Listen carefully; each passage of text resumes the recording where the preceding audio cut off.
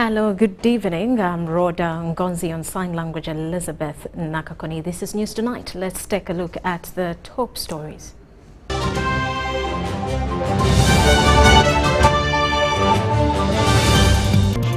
President Museveni allocates 1.2 billion to Ghetto youth.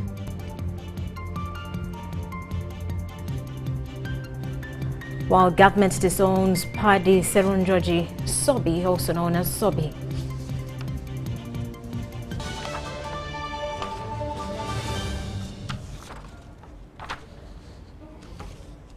Hello once again. The third Prime Minister, Rebecca Kadaga, who also serves as Minister for East African Affairs, has officially launched her debut book titled The Pathway of Greatness. During the launch, President Museveni, who graced the occasion as the guest of honor, commended Kadaga for her significant contributions to the government of Uganda and her pivotal role in the country's development.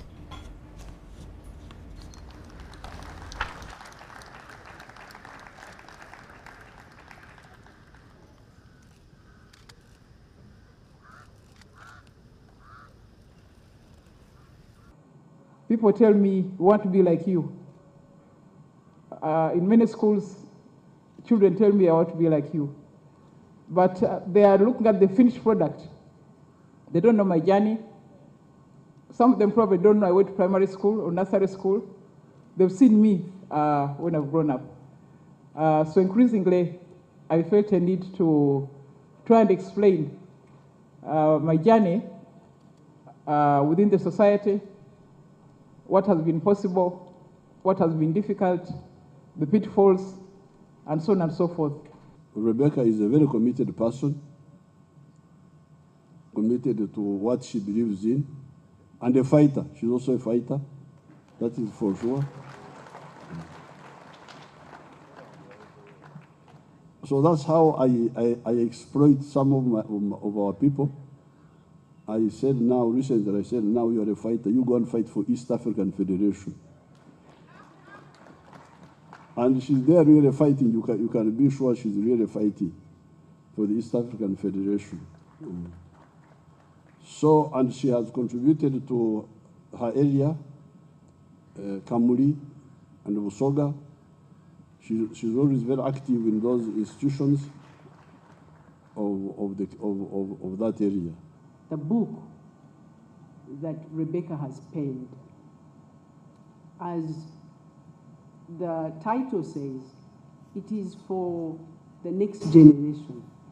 But we know that our generation of women and the work that we've gone through and the trials and tribulations that you will read in this book means that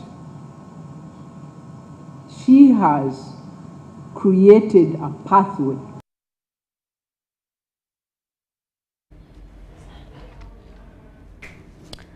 Now, President Museveni has allocated 1.2 billion shillings to the Ghetto Youth Savings and Credit Cooperative Society's SACCOs. Officially launched today at Kololo Independence Grounds, the startup capital will be distributed among the 12 SACCOs formed in the Kampala metropolitan area.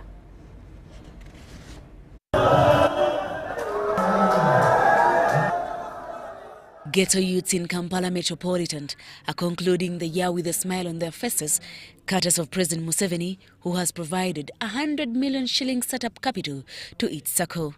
Katubangambye nti mukoze SACCOs 12 mu Kampala.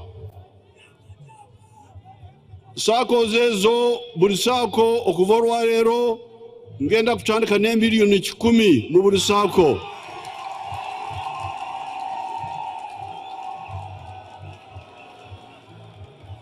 Ngenda kutandika ne miliyoni 10 mu buli SACCO. Ate ezo miliyoni 10 ndozo. During his address, President Museveni highlighted the funds are readily available, emphasizing the importance of youth collaboration to access these resources. He mentioned that the initial 100 million shillings per circle is just a beginning, and with effective utilization, there are plans to provide additional support to the ghetto youth. Norwekyo temwekwasa nti sisobola kubaako kyenkola kubanga esente teziriiwo, esente weeziri. Kale naye kyetaaga okukolera wamu ate n'okubeera abeesimbu ne mulema okulyamu bannammwe olukwe okuba ssente z'abannammwe. According to Brigadier General Christopher Damulira, a key figure in mobilizing people in the ghetto, 1,051 projects initiated by the youths in the ghetto have been awaiting financial support. Love Uganda and shun politics based on identity, such as tribes, religion, gender, among others. Number two, we noted that a number of ghetto youth were involved in criminality and needed to be liberated through mobilization by the security agencies. Leaders among the ghetto youths expressed gratitude to the president for the financial support, acknowledging that they have historically felt neglected. Babadde beenyigira mu bikolwa ebitali birungi ng'obumenyi bw'amateeka. Ne General Damulira we yajja yatuluŋŋamya ne Meeja Kuteesa, kati obumenyi bw'amateeka bwakendeera n'okwekalakaasa kutono mu kibuga. However, they have also called on President Museveni to recognize that many of their community members are languishing in prison despite being innocent. President Museveni has advised the ghetto youths to invest in science and technology, agriculture, small and medium enterprises if they are to get out of poverty. Nasari Fatia reporting for UBC News. Meanwhile, the Vice President Jessica Lupo has appealed to Ugandans, especially local communities, to stop the practice of bush burning in an effort to protect, conserve and preserve the existing environment. She said there is need for concerted efforts in fighting the vice through embarking on sensitization of local communities to understand the dangers of bush burning, as some of them think it is a safe practice. The Vice President made the remarks during the launch of the 15 Million Trees campaign at Next Media Park.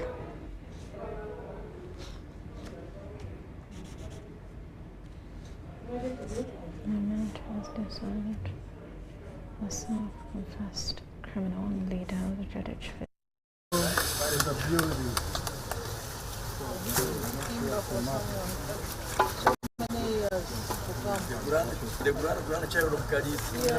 planter herself, and so we are more than delighted to have her with us. Your presence here today emphasizes the importance of collective action in the face of environmental challenges.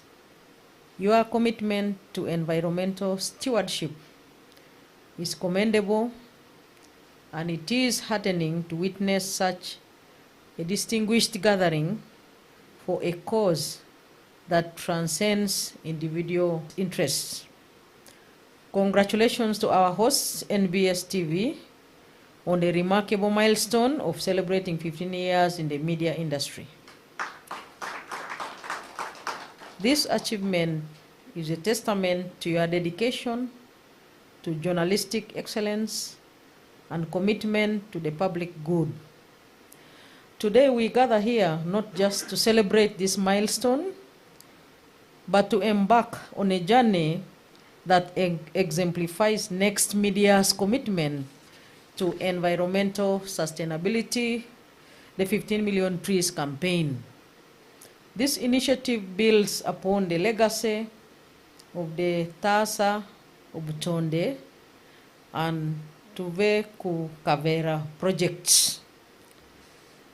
The ambition is audacious yet crucial to plant 15 million trees across Uganda.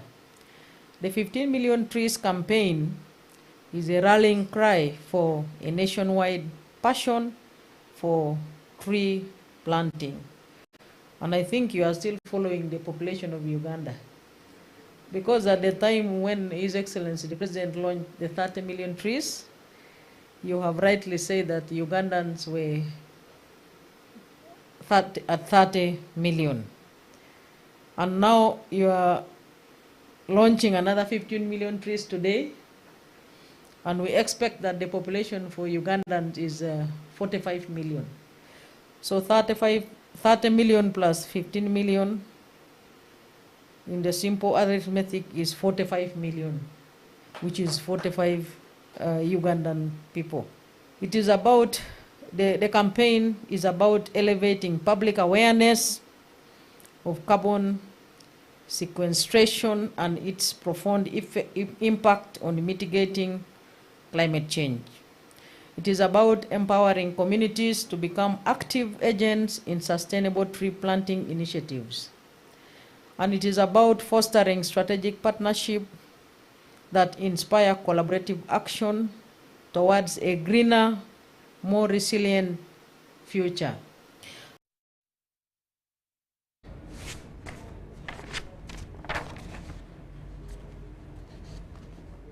Meanwhile, government has disowned a self-confessed criminal and leader of the dreaded Chifesi gang, Paddy Serunjoji, also known as Zobi. He was murdered on Monday this week, claiming to enjoy state protection while giving protection to land grabbers. While addressing journalists at Media Center, Godfrey Kabyanga, State Minister for National Guidance, disregarded claims that Zobi was a government employee, calling out those with evidence to avail one.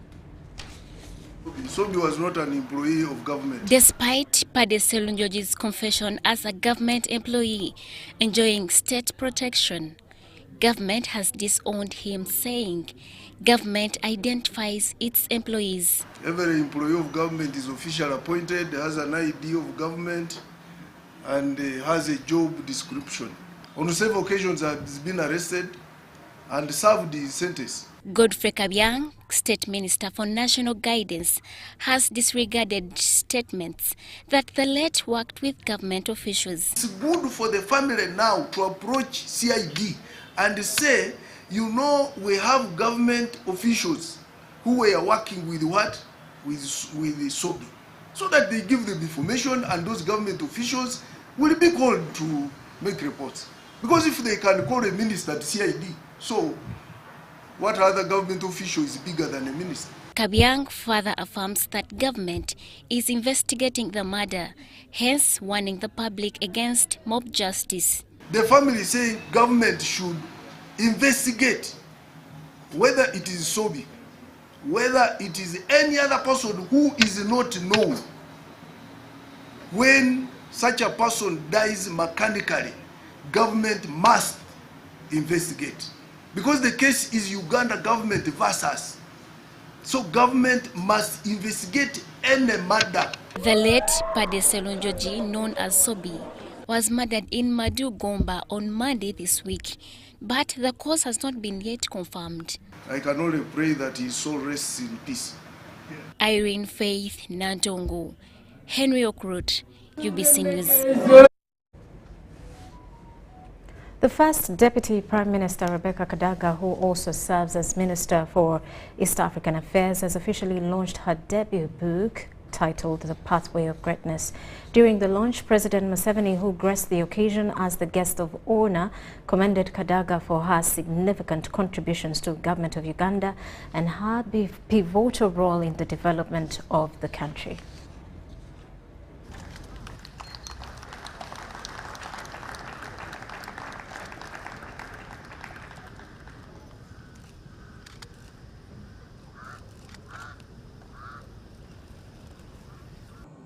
People tell me, we want to be like you.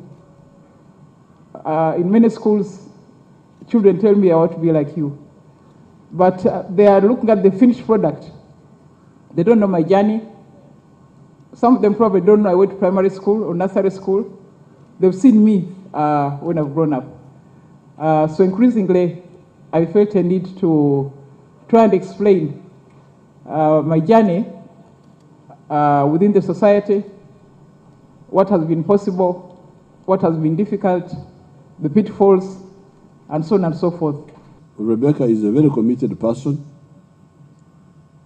committed to what she believes in, and a fighter. She's also a fighter, that is for sure. So that's how I exploit some of our people. I said now, recently I said, now you are a fighter, you go and fight for East African Federation. And she's there really fighting, you can be sure she's really fighting for the East African Federation. So, and she has contributed to her area, Kamwenge and Busoga. She's always very active in those institutions of that area.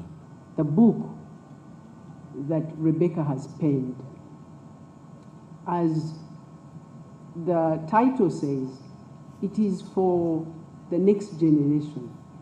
But we know that our generation of women and the work that we've gone through and the trials and tribulations that you will read in this book means that she has created a pathway. The Permanent Secretary.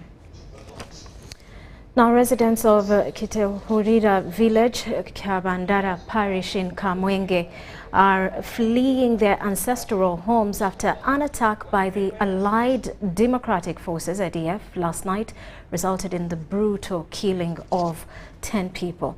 Residents have expressed their fears, seeking asylum in neighboring towns until they receive assurance from security agencies about their safety. Fears are mounting among residents of Chabandara parish following an ADF attack last night that left 10 people brutally murdered. They are seeking asylum in neighboring areas to secure their lives.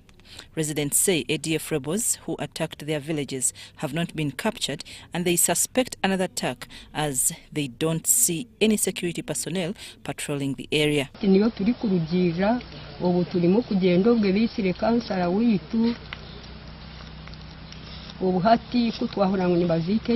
is just because there was not enough security yesterday, but we call upon the government to give us enough security so that people can settle in their homes.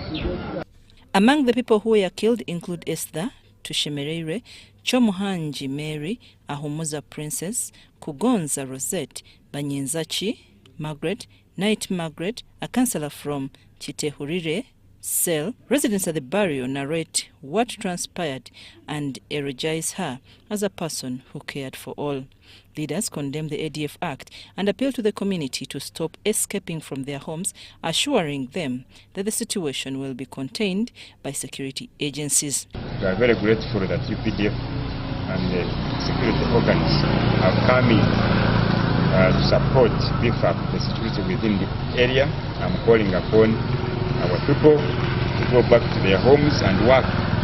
I believe now the situation is at control. I appeal upon the community to make sure that they sit in their homes. The first security is you, begins with you. There is nobody that can provide security that is sufficient than yourself and your family providing it. The Kamwenge Resident District Commissioner says security is highly tightened and guidelines have been given to public places to be followed until the ADF threat is neutralized. Residents state that they will not be able to stay in their villages until UPDF is deployed in areas of threats, citing a significant number of ADF members heading into the national park after the attack.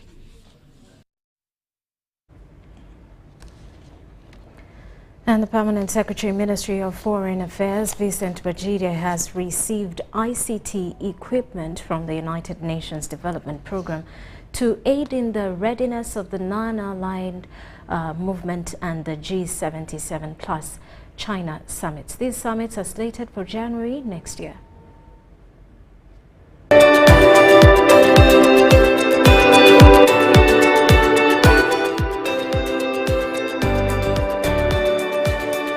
In preparation for hosting the Non-Aligned Movement Summit and the G77 plus China Summit, Uganda is expected to fulfill various requirements, among others, security, technology and infrastructure. To ensure the success of these summits, the United Nations Development Programme has donated ICT equipment to the Ministry of Foreign Affairs. The donated equipment includes, among others, 2 conference units and 60 desktops. These resources aim to facilitate a smooth flow of information during the NAM and the G77 plus China summits. The equipment, as you can see, part of it is, and we could not put all of it in this particular place, but just so the public can know, we received 60 desktops from UNDP.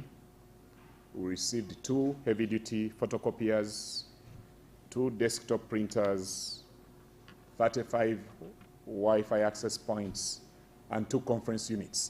Given that the 2 summits will host over 120 heads of state from around the world, Vincent Bajire, the permanent secretary at the ministry, mentions that UNDP is also working towards providing translation facilities. The UNDP is also going to support us with translation facilities during the summit. As you know, for a multilateral summit such as NAM and G77, you can get everything right, but if you don't get the translation right, you spoil the summit. Elsie Atafwa, the representative from the United Nations Development Programme, expressed appreciation for the collaboration between the Ugandan government and the UNDP. We are trying to achieve a support to NAM that is efficient and effective. We are trying to sow a seed into the digitalization agenda of the country. We are trying to promote trade issues. The Non-Aligned Movement is a forum comprising 120 countries that are not formally aligned with or against any major power blocs. It was founded with the objective of supporting developing countries in the context of the Cold War confrontation. Justin Nakami, UBC News.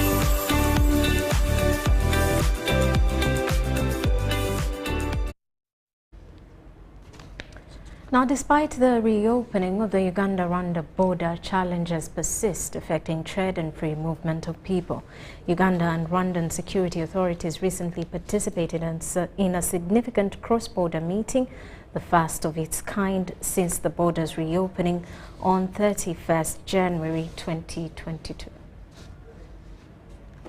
The primary objective of this meeting was to address and resolve the persistent cross-border bottlenecks between Rwanda and Uganda. Major General retired Robert Rusoke, the Ugandan ambassador in Rwanda, emphasized the importance of tackling these issues affecting both countries. Try and iron out the small bottlenecks that could likely harm our relations, because big things come out of small things. If we solve issues at the lower tactical levels, then we would have no issues at the strategic level. Following the challenges we had at the borderline, and we felt very important to have a candid conversation with our brothers and sisters from the Republic of Rwanda. The discussions focused on enhancing trade, facilitating the free movement of people, controlling human and animal diseases, and combating smuggling. Recommendations arising from the meeting will be presented for consideration by the respective presidents. Cross-border interactions between these 2 sister countries. Yves Moneza highlighted the timelines of the meeting, which was sanctioned by Ugandan President Yoweri Museveni and Rwandan President Paul Kagame. We must all commit to work ahead of us at our respective levels. We cannot think of our recommendations as the outcome of our work. We must all resort to translate our recommendations into concrete advices to our principles, that we deliver results to our that we deliver results to our people. Moneza called for increased efforts to improve cross-border relations, fostering enhanced bilateral ties between Uganda and Rwanda. Among other areas of cooperation, trade, defense, peace and security. The background of the border closure was discussed, initiated by Rwandan President Paul Kagame on February 27, 2019, citing accusations of espionage, abductions of Rwandan citizens, and allegations of hosting dissidents against the Kigali administration by Ugandan authorities. The closure resulted in heightened tensions, with at least 5 Ugandans shot dead by Rwandan personnel on smuggling charges. Despite the border reopening, challenges persist. Rwandan authorities face criticism from Uganda traders for hindering the transportation of certain goods, especially maize flour. Shootings related to smuggling incidents continue, with a recent incident on January 17, 2023, resulting in the death of Jack Turiahikayo, also known as Rakigizi. The meeting, held at White Horse Inn, Kabale, brought together Rwandan officials led by Yves Moneza, technical advisor to the Permanent Secretary of the Ministry of Internal Affairs and International Cooperation, and Ugandan officials from border districts, including Kabale, Kisoro, Rubanda, Ruchiga and Ntungamu. And NEMA has carried out further evictions of businesses operating in the Busega-Luigi wetland in Kampala. This eviction is part of the ongoing efforts to restore wetlands that have been illegally occupied by encroachers. Nevertheless, the affected individuals argue that they possess ownership of the land on which they have been operating and claim they were not provided with prior notice. Ivan Kawa has more.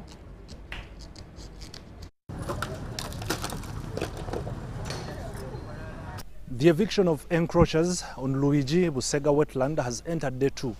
The exercise has been characterized by the demolition of facilities for animal feeds, garages that work on heavy trucks, and as well clearing some drainage systems.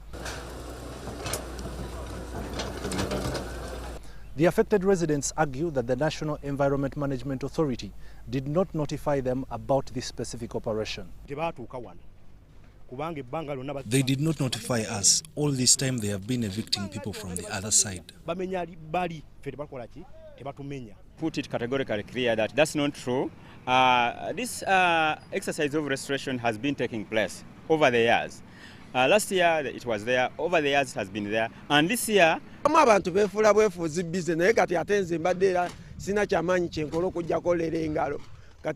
was not doing anything but hustling.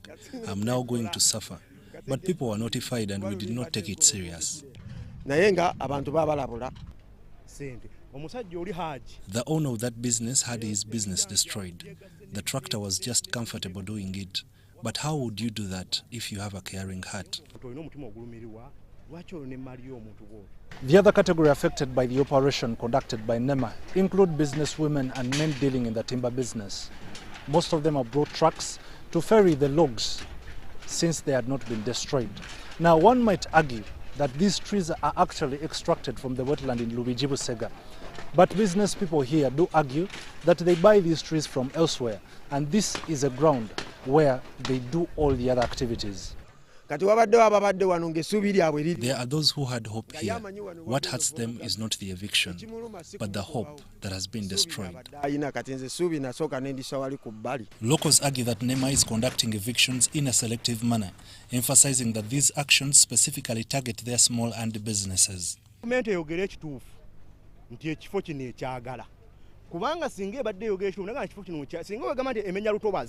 Government should speak the truth if they want this place, and if they are to restore the wetlands, they should consider places like Ruera. Mandela has constructed in the wetland here. Why is he not evicted? We have not evicted only the marginalized. We are evicting people who have encroached on the wetlands, and we are evicting everybody. Some individuals operating in the wetland claim ownership of the land they are utilizing, making the evictions seem unjust. But what I know is we work in harmony. And there's a conversation taking place between NEMA and the ministry to address all these concerns. There is a group that had been working on customizing the wetland as a tourist attraction center for touring, fish farming, and as a learning center for students. Unfortunately, their efforts have been hindered, leaving them puzzled.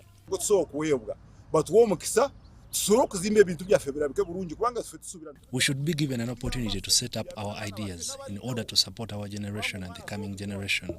Students come here to learn practical things. For example, our children always state that fish comes from the market, but it is here where they can learn how fish is harvested. I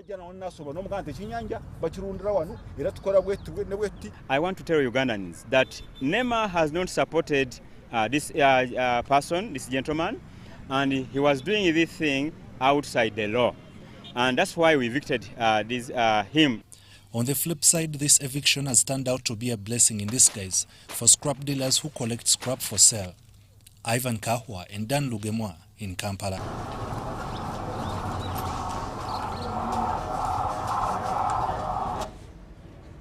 As Matthias Mpulga's term as leader of opposition in parliament expires this month, December, he says he is ready to hand over the responsibility if his party bosses decide to replace him with another person.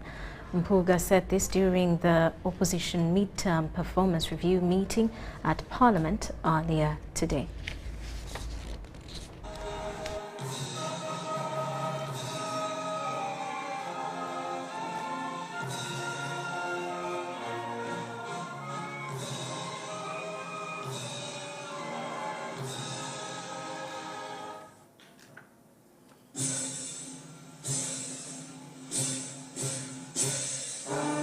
Changing the law is an undertaking by the party, and when the party does so, it must be respected. And that cannot represent a crisis in the country or in the party. A political action taken by an institution must be to a consequence. It must be for a particular, objective.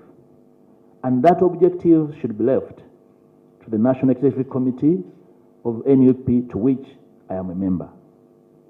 So when it does so, that will be NUP undertaking its duty to offering leadership. Mr. Opista, if there's a new law, the advice will depend on the person and the character, because people are various. If I get to know who is the one, then I'll be able to advise, because I know each of my members. So I'll be able to advise depending. I don't have a text of advice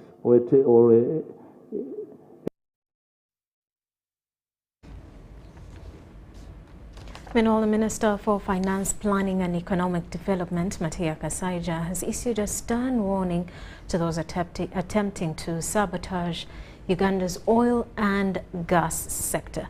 His caution comes during a tour of the oil and gas activities at Kingfisher oil field in Changwali-Chikube district. Minister Kadaga visited Kingfisher oil field in Changwali-Chikube district and Kabalega International Airport in Hoima to assess the ongoing activities in the oil and gas sector. Kadaga expressed regret for those attempting to undermine the industry and emphasized that the country has the necessary resources to finance the oil and gas sector. Very pleased because now we are going to get a fairly cheap resource to help people for lighting, for cooking, for doing all sorts of things. Those who are attempting to sabotage us, I am sorry for them. The Director of Development and Production at the Petroleum Authority of Uganda, PAO, Alex Nyombi, announced the commencement of the 47-kilometer feeder pipeline by Sinok Uganda Limited from Kingfisher oil field to Kabale Industrial Hub.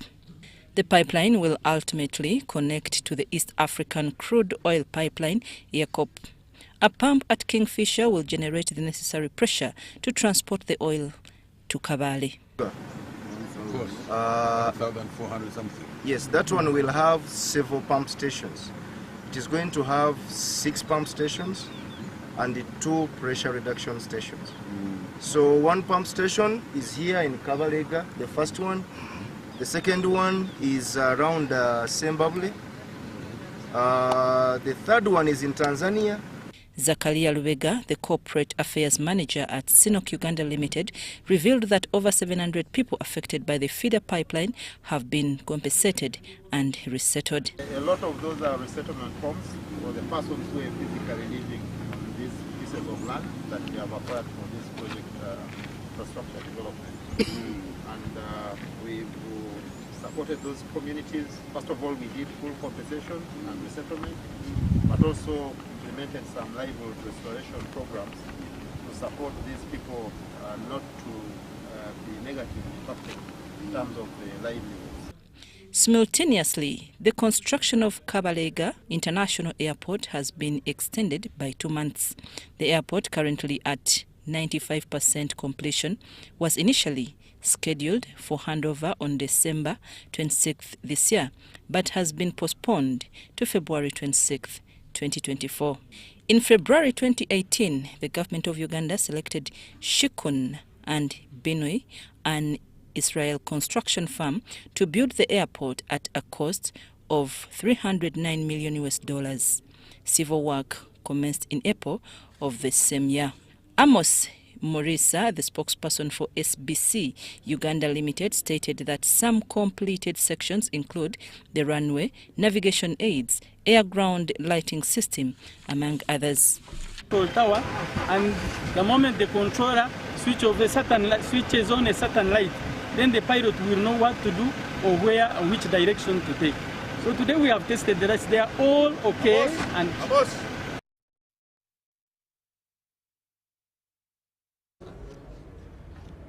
UPC President Joseph Akena has strongly criticized the emerging practice within Parliament where partisan influences are curtailing the essential time allocated to parliamentary committees for thorough investigations and the production of comprehensive reports.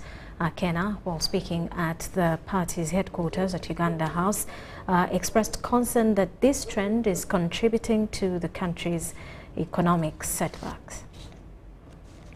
Highlighting the pivotal role of the parliamentary committees, Akena emphasized their significance in scrutinizing the national budget and shaping the laws governing the country. He lamented that the current approach and spearheaded by certain partisans not only hampers the committee's ability to conduct in-depth investigations, but also impacts on the deliverance of well-founded reports and timely impacting the country's economic progress. Akena stressed the urgent need to halt this practice, asserting that it is crucial for effective public service delivery and to uplift the people from poverty.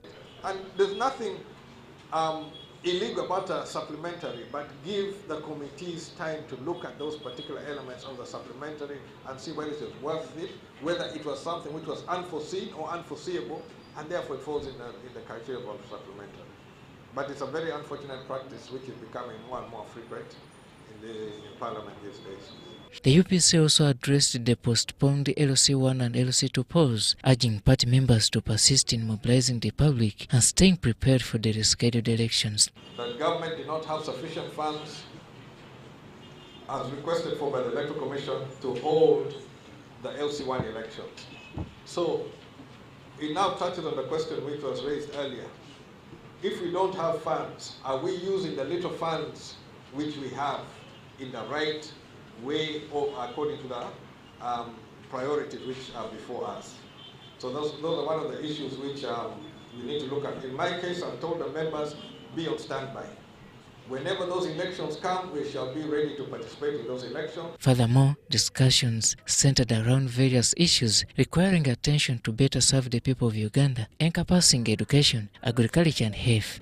Our focus in the coming year will be geared towards laying a vision that will see Uganda developing equitably and at a much faster pace, where all these component parts can be engaged productively in the betterment of the citizens of this country. Story compiled by Nduga Nicholas for UBC News.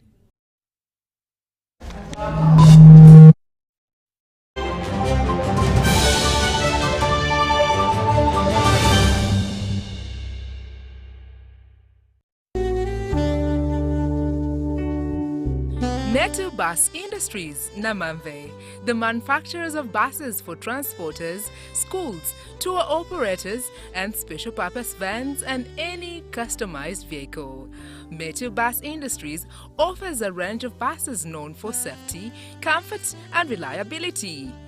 Depending on your needs, a bus can simply be a point A to point B people mover with just seats, or a special design that includes power outlet, Wi-Fi, television, refreshment center, and any other specification. Buy your buses from Metu and support industrialization of Uganda. Contact us on 0788 118586 or 0782 030303. Email us metuafricabus@gmail.com. Visit our website www.metubusafrica.com.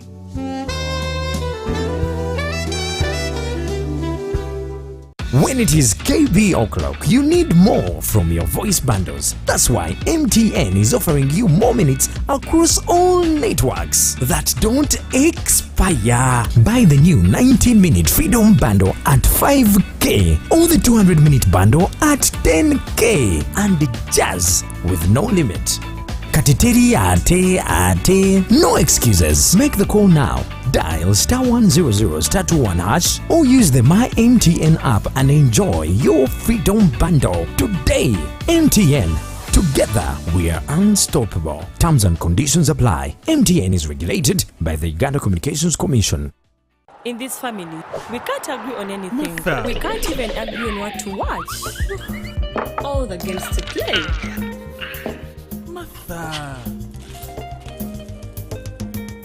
Ndoza Mulabi, we can't even agree on what to eat. At least the one thing for now we can all agree on is the soap to use. He likes that it's big and lasts long. Anti-economy. I like that it keeps my skin smooth. Ate alina echovu. And the children like that. It smells amazing. Everyone is happy. Movit soap comes in 4 fantastic flavors. Movit family soap is truly soap for the whole family. Movit. All day confidence.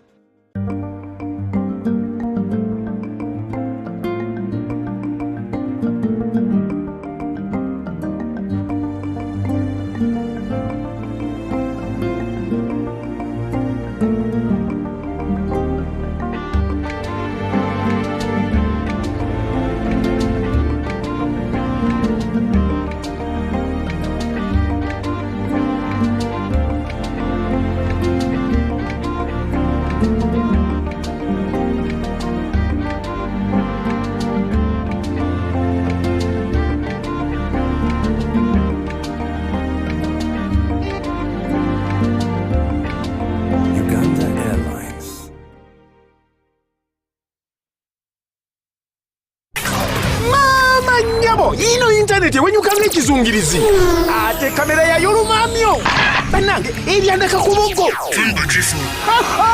guno mugano gwennyini funa kabodi supakati ku nsimbi ezisaliddwako ng'otandika kusinza emitwalo 49 zokka osasule mpola sinzi 833 buli lunaku weewangulira omugano gwa kabodi supa okuva ku MTN weefunire GB 2 eza data wa MTN buli mwezi okumala emyezi 8 weegambulire kabodi supa kati okuva ku dduuka lya MTN wonna mu ggwanga.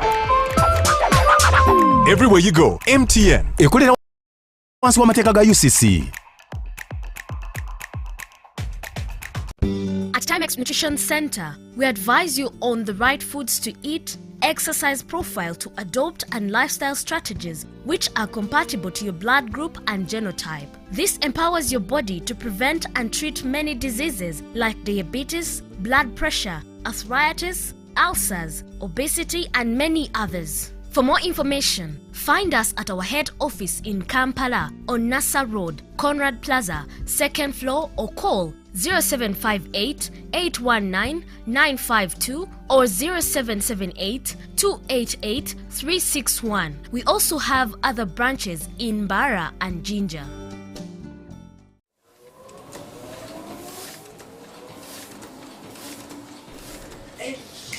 I got it. What do you mean you got it? Have you won a lottery? Yes, this is kind of like a lottery to me. Let me see. But these are URA receipts now. Yes, exactly my point. See, tax areas that had accumulated for a while now, and I was burdened by the penalties and the interest. But guess what? All I had to do was to pay my principal tax, and now I'm free. What? Yes. How? I mean, it's impossible. It is possible. The government has done it. Yes, the government has given chance to all taxpayers to pay their outstanding principal tax that accrued until 30th of June with no interest or penalties. But now they're really imagine, yes. So yeah, all you have to do is simply pay your principal tax and enjoy the waiver on penalties and interest. And this goes up to the end of December 2023. How do I do that to also enjoy the waiver? All you have to do is simply pay your principal tax to benefit from waiver on interests and penalties that runs till end of December 2023. Pay your outstanding principal tax using the available payment channels or simply dial *285# or visit the nearest URA office for guidance before 31st December 2023. Remember, this chance comes only once. Uganda Revenue Authority, developing Uganda together. K-Roma Limited banno abakolera Better Wine omuli ebika ebya Golden Wine, Special Wine, Hibiscus Wine. Kakati nno bakutuusaako Hibiscus Juice ye juice akoleddwa okuyambamu abalina pressure, sukali, abaagala okusala embuto n'amasavu, okunaaza obukyafu mu mubiri wamu n'abo abalina abaana abalwalalwala. Ky'olina okukola kati abaana bo bawe Hibiscus Juice, naawe yandyetaaza okwongera obutafaali bw'abasirikale mu mubiri weeyunire Hibiscus Juice. Hibiscus Juice musange mu supermarkets n'amaduuka gonna mu ggwanga. Gw'omusuubuzi nawe amwetaaze genda ku K-Roma Limited nga basangibwa Wandegeya ku kizimbe kya Moel wakati wa polisi y'e Wandegeya ne YMCA. Hibiscus Juice ali mu mills 5 n'ebisatu. Okumanya ebisingawo kuba essimu 0772506155 oba 0704161398. Nywanga Hibiscus Juice ku lw'obulungi bw'omubiri gwo.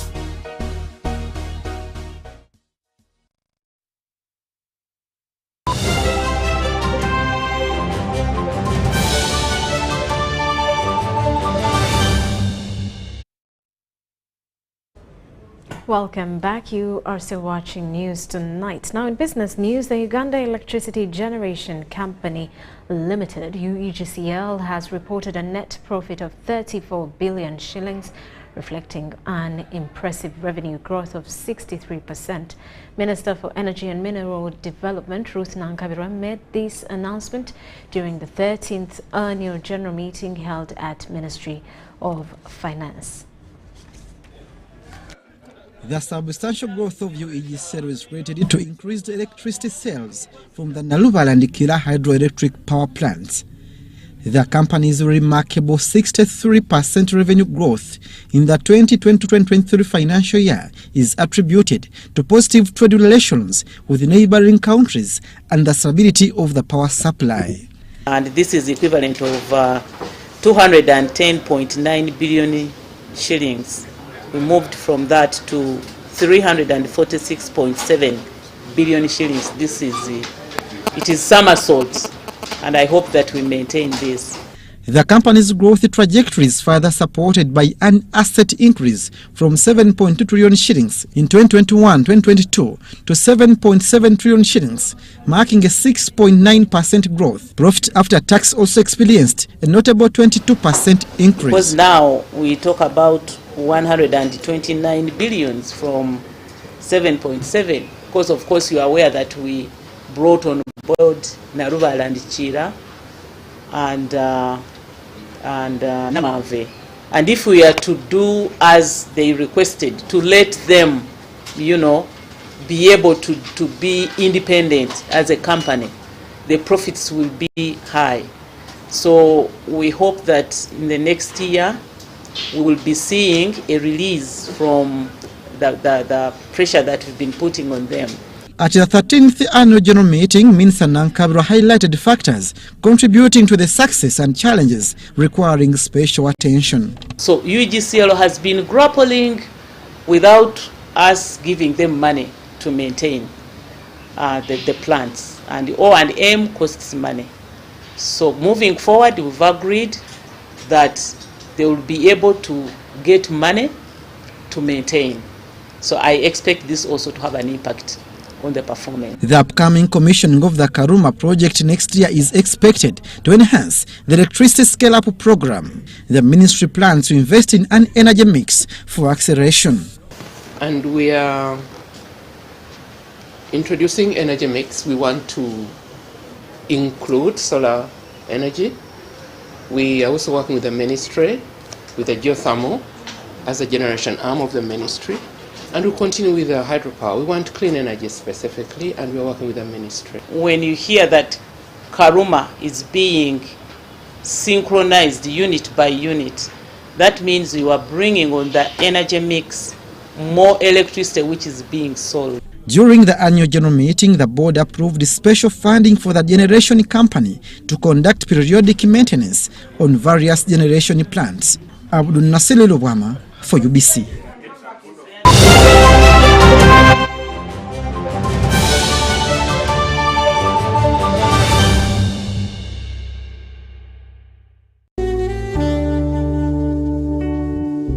Ghetto Bus Industries, Namamve, the manufacturers of buses for transporters, schools, tour operators, and special purpose vans and any customized vehicle.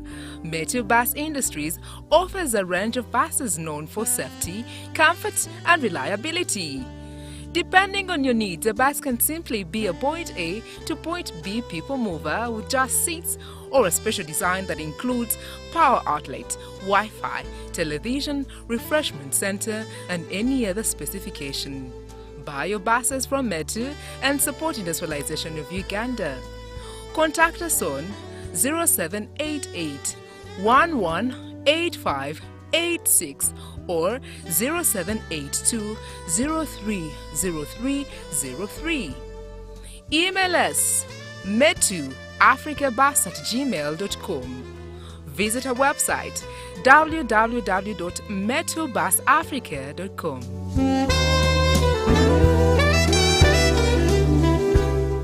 In this family, we can't agree on anything. We can't even agree on what to watch. All the games to play.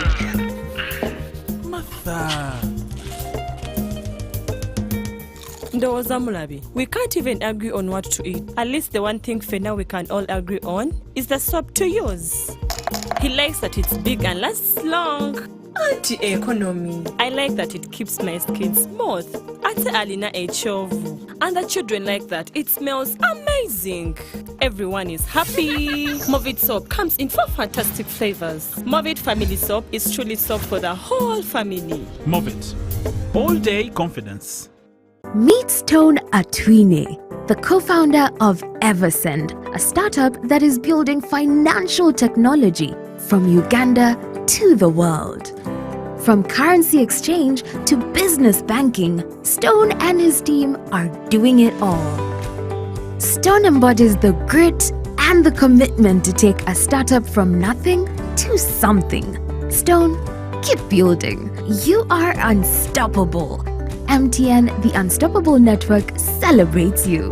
Download the Eversend app and together, let's support Ugandans like Stone who are driving our country's unstoppable progress.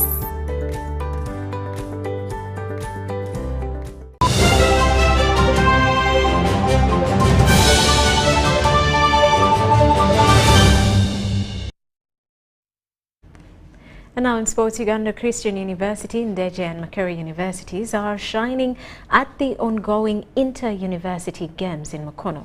Ndeje and Makerere are already champions in swimming while still holding stamp in netball and basketball. Day 3 of the 19th edition of the ongoing inter-university games hosted by Uganda Christian University and Makerere University plus Ndeje have so far won medals. Makerere University emerged winners of the swimming competitions boys, while Ndeje University were victorious in the ladies category. Both Makerere and Ndeje have previously dominated swimming, attributing victory to availability of sports facilities. I think this was a very successful event. We've not had any issues to do with injuries or any other problems. I want to say that I want to thank the Uganda Swimming Federation who have worked with us to make sure that we accomplish this event. This was a 2-day event, and I want to congratulate all the winning teams, mainly Makerere, who have won overall for the girls, as well as Leger University, that has won overall for the boys. Also to encourage other universities in Uganda to always try and make entries for swimming.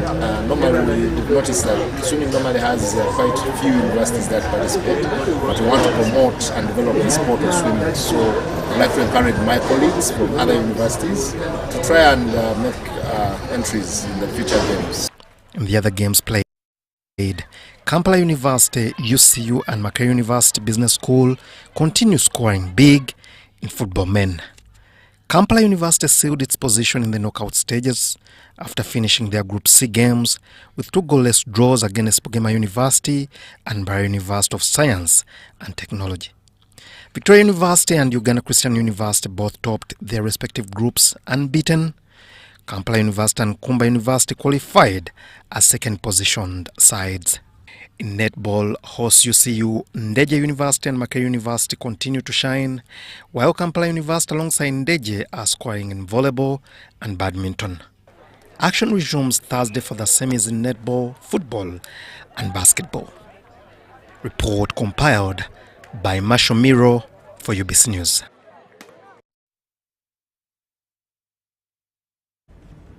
Well, and that does it for news tonight. I am Rhoda Ngonzi, Elizabeth Nakakoni on sign language. Have yourselves a lovely night.